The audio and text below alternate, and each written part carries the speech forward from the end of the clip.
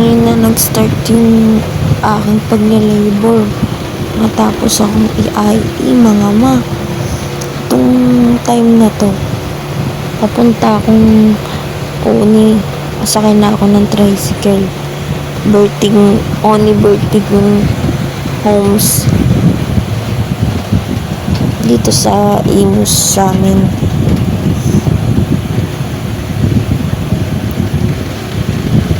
Yan, makikita niyo yung view.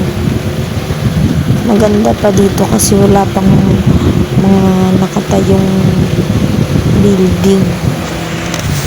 Bagong daan pa sa kagagawa lang.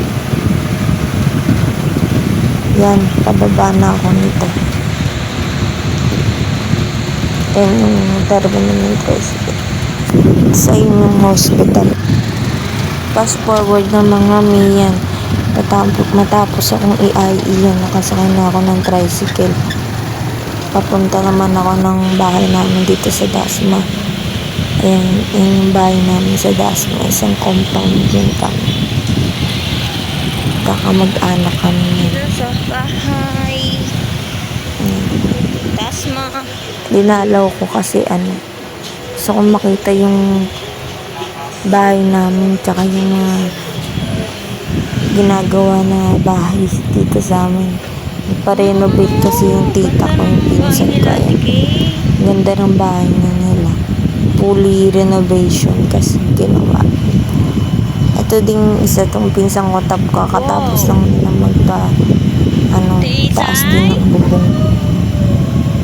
Ayan. Ganda na ng bahay nila.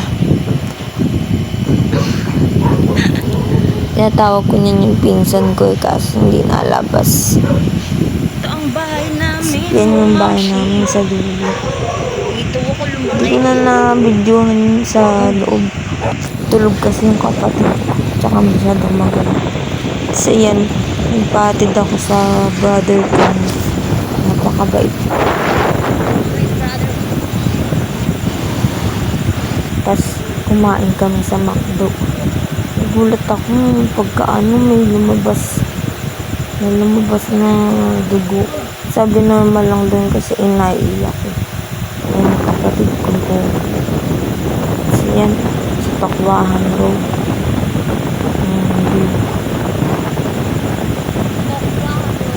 Pagka-uwi ko, ngayon time check.